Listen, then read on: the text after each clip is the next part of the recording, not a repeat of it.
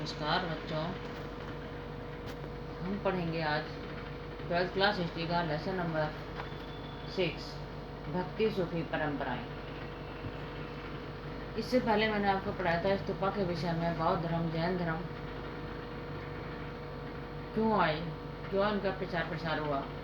क्योंकि मैंने आपको बताया था कि किस तरह से हमारे हिंदू धर्म में बहुत सारी ऐसी रूढ़िवादिताएं थी, बहुत सारे ऐसे खर्चीले आडंबर थे कि जैसे किसी के घर किसी बच्चे ने जन्म लिया है, लेकिन उसको जो है 16 संस्कार करने ही पड़ते थे, चाहे उनको पास खाने के लिए भी कुछ ना हो।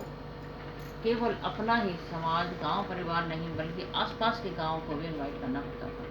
बहुत खर्चीले आडंबर, अंधविश्वास, रूढ़िवादिता, अज्ञानता, मतलब बहुत, जिससे लोग बहुत परेशान थे और उसे छुटकारा पाना चाहते थे।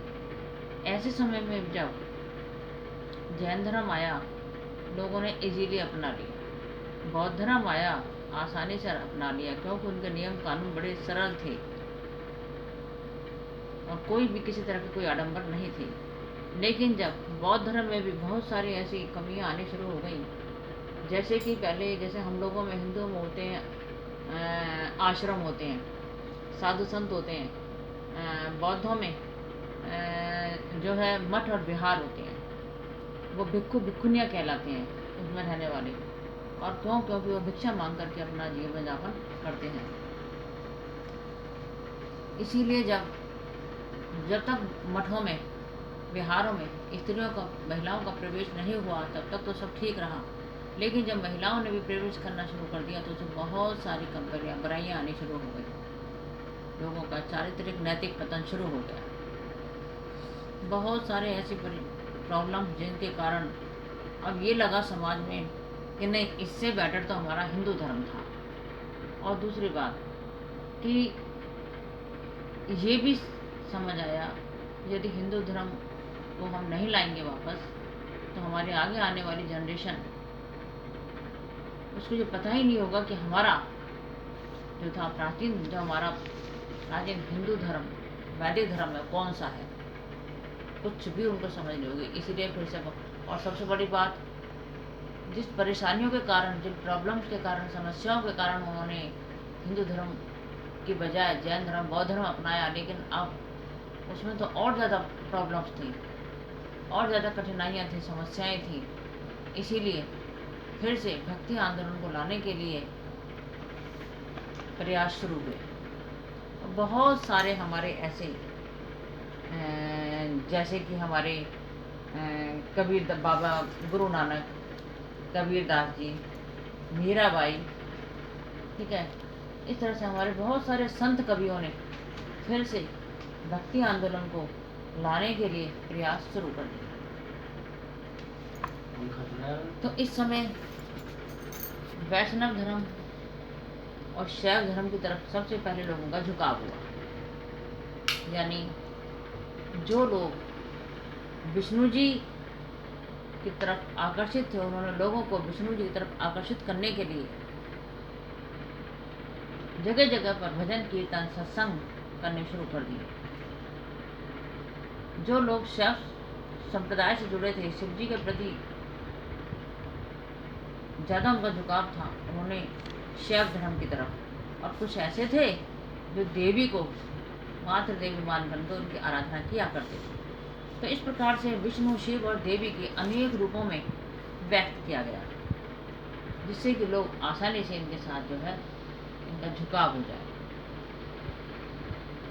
तो बहुत से ऐसे थे जिनको संस्कृत आती थी, ठीक है, संस्कृत के सरल संस्कृत छंदों में उन्होंने गा गा करके, बोल बोल करके लोगों को आकर्षित किया।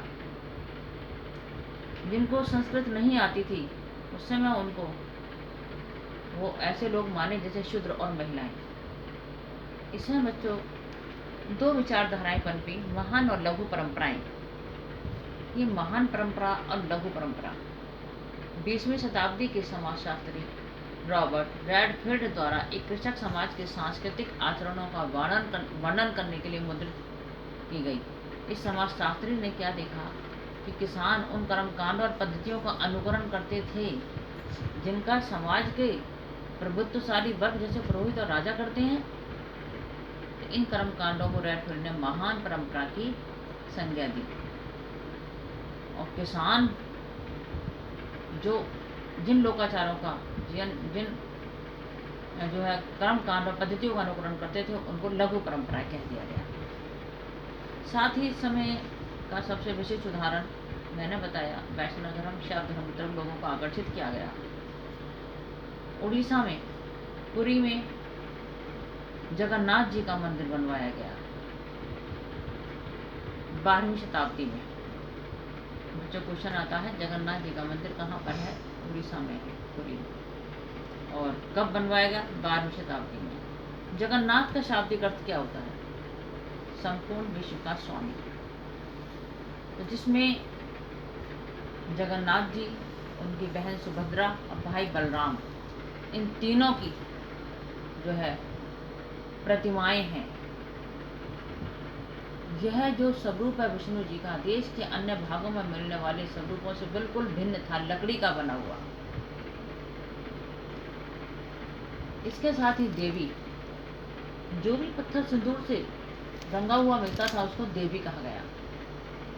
देवताओं की पत्नी के रूप में उनको मान्यता दी गई। जैसे लक्ष्मी जी के रूप में विष्णु जी की पत्नी और शिव जी की पत्नी पार्वती के रूप में सामने आई।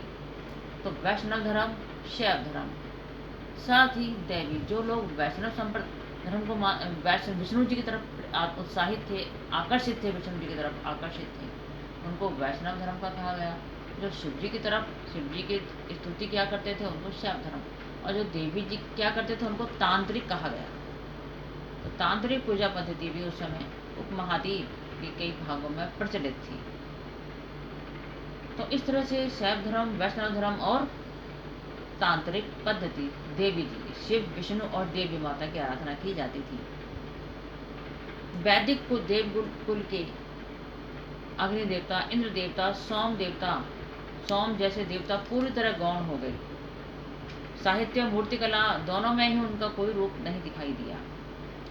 हालांकि मंत्रों में विष्णु, शिव और देवी की झलक मिलती है। ठीक है, हम देखते हैं जब भी कोई पूजा पाठ होते हैं तो अग्नि देवता, इंद्र देवता, सोम देवता, ठीक है, और विष्णु, शिव, देवी, इन सब की भी श्लोक होते हैं।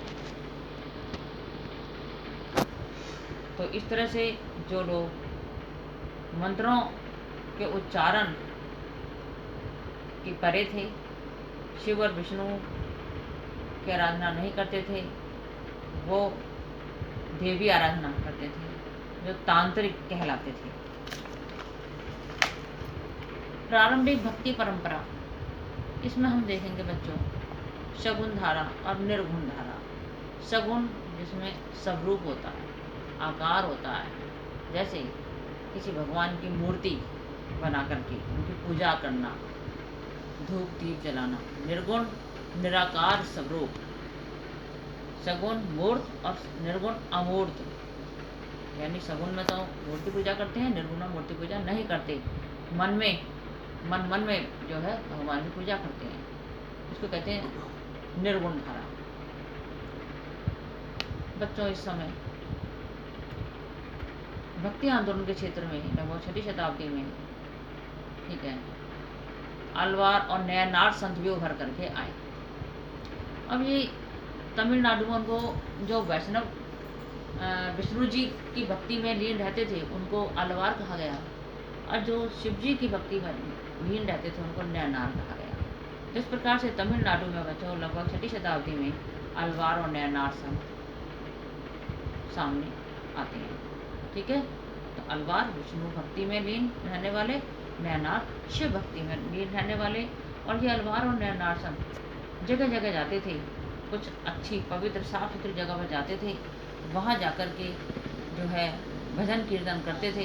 बाद में उन्होंने वो विशाल मंदिर बनवा लिए, फिर वही तीर्थ स्थान कहलाए। और आपने देखा होगा अक्सर आप लोग कहीं घूमने जाते हैं, कहीं मंदिरों आदि में जाते हैं या कहीं ऐसी जगह पर जाते हैं, कहीं पवित्र स्थानों पर, बड़े तीर्थ स्थलों पर, तो आपने देखा होगा कहीं कहीं पर देवी देवताओं के साथ साथ जो है कुछ संतों की प्रतिमाएं हैं। ये वो संत हैं बच्चे जो ये अलवार और नैनार जो विष्णु और शिव जी की स्तुति क्या करते थे और उनके लिए भजन कीर्तन करते थे।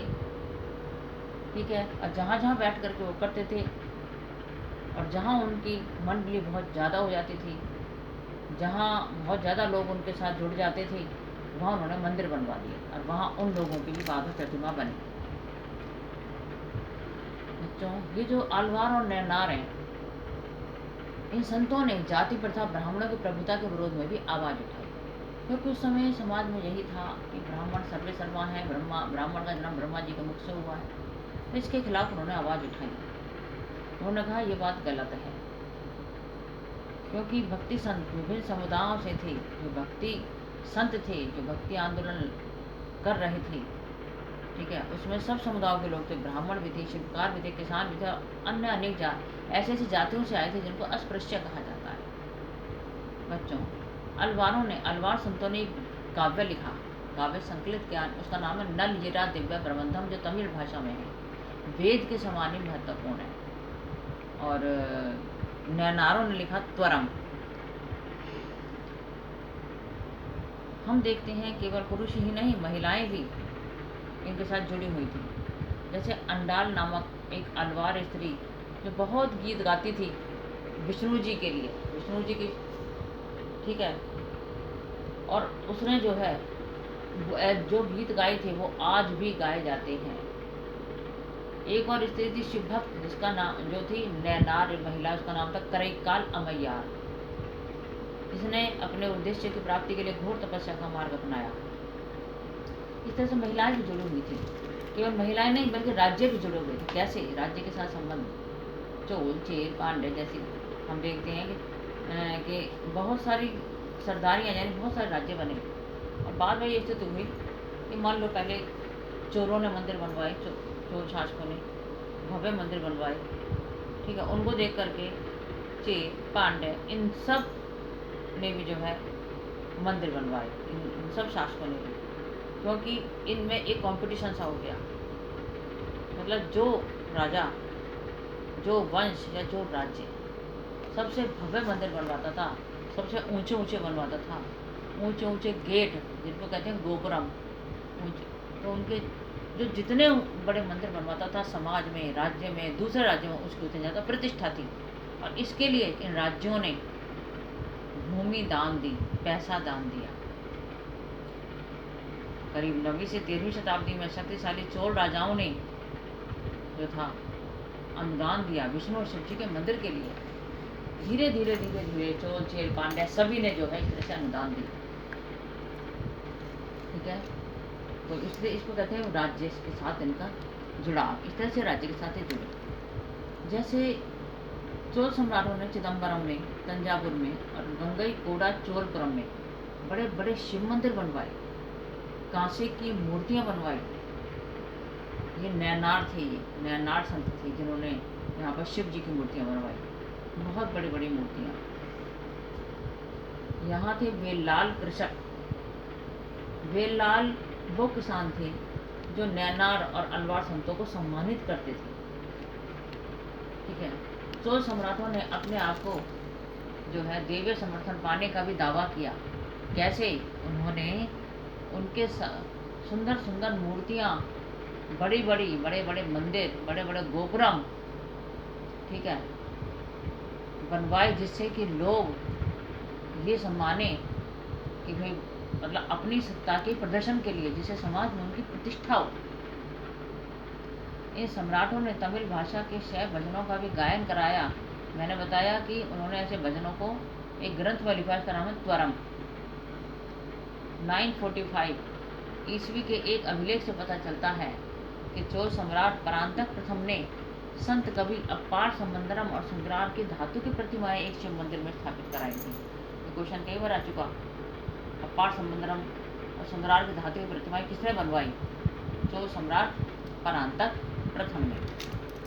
ठीक है, तो इस तरह से बच्चों जो है ये था हमारा, जो मैंने आपको बताया जो है भक्ति आंदोलन की शुरुआत कैसे हुई। अलवा, नैना, सगुण धारा, निर्गुण धारा। ठीक है, अब हम पढ़ेंगे कर्नाटक की वीरशैव परंपरा, जिसमें हम देखेंगे कर्नाटक की वीरशैव क्वेश्चन कई बार आता है, ये इंपॉर्टेंट क्वेश्चन है, लॉन्ग क्वेश्चन आता है कि वीरशैव आंदोलन कहाँ हुआ था, किसने किया था, कब किया था। ये 1106 से 68 में बासवन्ना ने किया था, जो एक ब्राह्मण थे। ठीक है, करीब 12वीं शताब्दी बोल दो इसको, 12वीं शताब्दी में कर्नाटक में हुआ था ये। बासवन्ना प्रारंभ में जैन मत को मानने वाले थे और चालुक्य राजा के दरबार में मंत्री थे, और उनके जो अनुयायी थे वो वीर शैव कहलाए, यानी शिव के वीर। वीर शैव का मतलब शिव के वीर है। और लिंगायत यानी लिंग धारण करने वाले।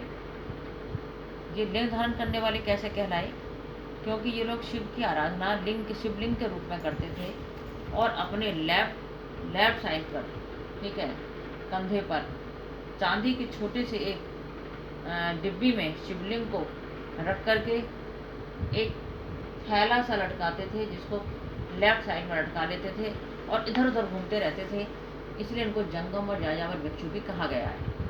इनका कहना था कि मरने के बाद भक्त शिव में लीन हो जाते हैं, फिर दोबारा लौटकर नहीं आते।